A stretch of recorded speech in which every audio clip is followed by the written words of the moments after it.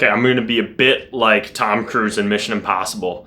And I'm going to say to the Orioles fans out there, I need you to trust me. One last time. Welcome back to Good Sports for You, where we are talking about good sports for you. And today we are talking about the Baltimore Orioles. And I know that this season has not been the kindest to you. Like, I get that 100%. I know that last year you had sky-high expectations. You guys were doing incredible. And this year it's been kind of a mess. But I am here to tell you that that's fine. And it's okay.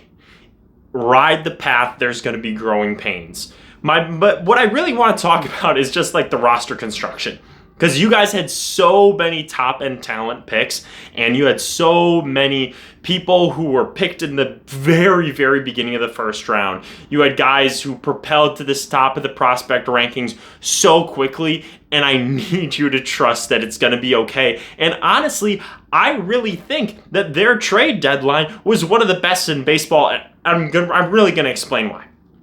So basically, to start off, you look at the roster construction, and you have a lot of young, really, really talented players. And the thing is, with young, talented players, they're going to have good days, they're going to have bad days. They're going to have good weeks, they're going to have bad weeks. They're going to have good months, they're going to have bad months. They're going to have good seasons, they're going to have bad seasons. And this season, it's just happened that a lot of your good players have just had below par seasons, essentially. And that's fine. That's really fine, because you look at your roster. Right up the middle, you have Jackson Holliday, first overall pick, the number one overall prospect. His double play partner is Gunnar Henderson, who was a top round prospect, and he rose to be the number one overall prospect in all of baseball. He was the Rookie of the Year winner, and he finished fourth place in MVP voting that year. And then as you go around the rest of the team, the catcher, Adley Rutschman, first overall pick, number one prospect in all of baseball. You have 3 number one overall prospects.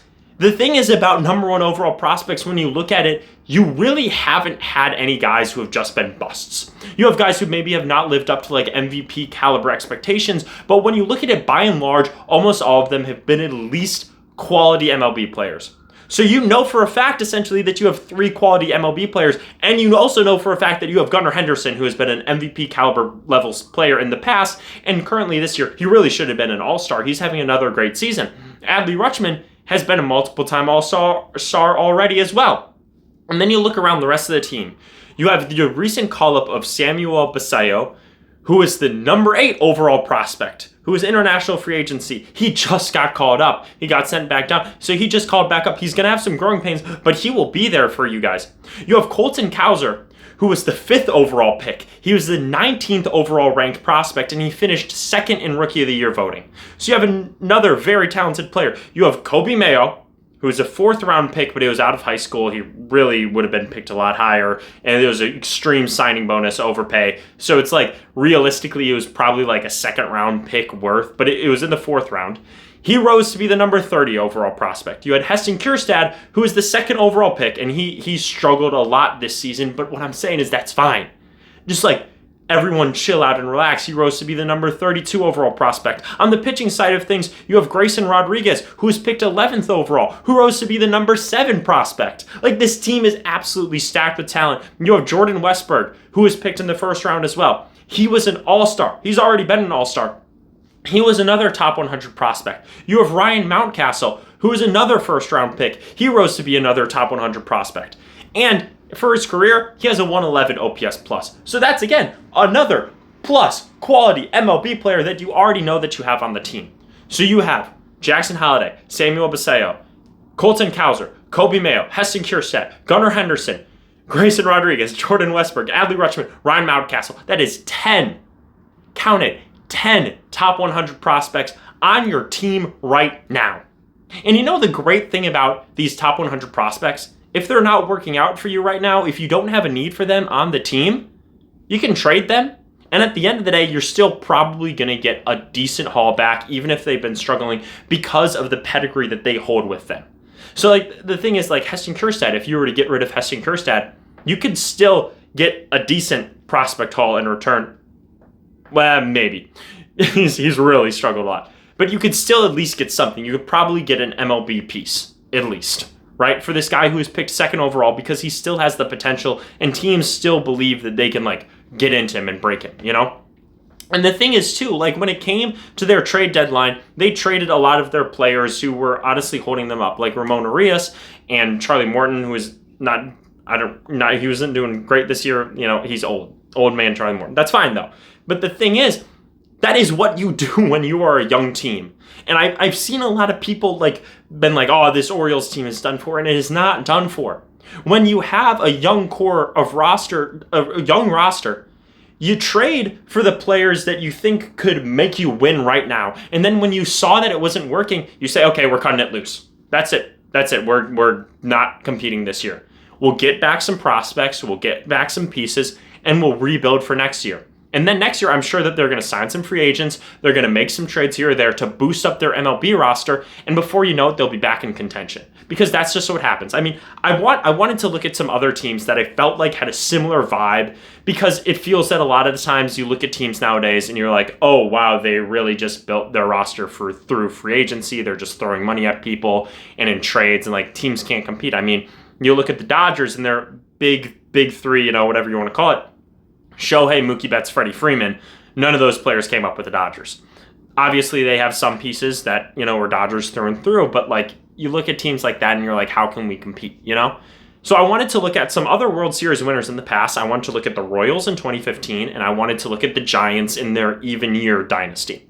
When you think about that Royals team, who are you going to think about? You're probably going to think about Lorenzo Cain, I will mind you, came up with the Brewers, but he was traded extremely early on in his career while he was still basically a prospect.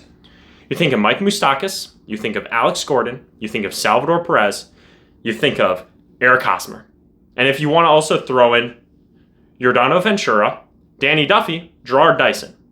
All of those players that I just mentioned were Royals through and through. They were either drafted by the Royals or they signed with the Royals out of international free agency. That whole entire roster core, basically all the core pieces of their starting lineup and some quality pitching pieces, and I'm sure that there are more. I was only looking at the big hitters on the roster, were all through the team and through the organization. And they won a World Series. And that was such a fun team. You look back at that team, that may be one of the most fun teams to win a World Series in my opinion, ever. And also you want to look at a dynasty, a literal dynasty of the Giants. They won 3 World Series in 2010, in 2012, and 2014. Weird even year dynasty. I think it's hilarious. But regardless, think of that team. Think about the key players on those teams. You think about Buster Posey for one. You think about Brandon Belt, Brandon Crawford, Pablo Sandoval. And then on the pitching side, Matt Cain, Tim Lincecum, Madison Bumgarner, Sergio Romo, Brian Wilson.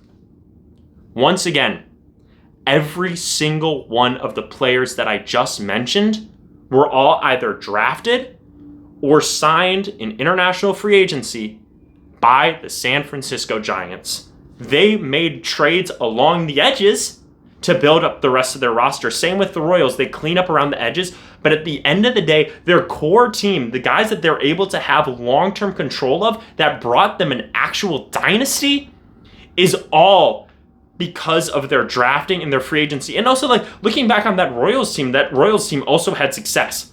It wasn't a one-off year. They were also successful before then as well. So it's teams like these are actually more suited for the long haul, in my opinion, because all of these guys on the Orioles are so young. They're so young and they're so talented. And it's there's so much talent with the Orioles organization, but there's going to be ups and downs. There's going to be growing pains, and that is totally fine. So like I said, in my Mission Impossible, in my best Mission Impossible voice, I'm the only one who understands. You need to trust me. That's just what I need Orioles fans to do. I need you to trust me. One last time. And it's going to be okay. I have absolute confidence. The AL East is pretty weak right now. We'll see what happens. It's not going to happen this year. Maybe next year, maybe the year after, but you have a team that is built for the long haul, and I need you to believe that. Because if the fans don't believe it, then the Orioles organization isn't going to believe it. Am I right or am I right? That's all I got for you. Thanks for listening to me. I had a great time talking to you. Make sure to like, comment, subscribe, all those things, and I'm out.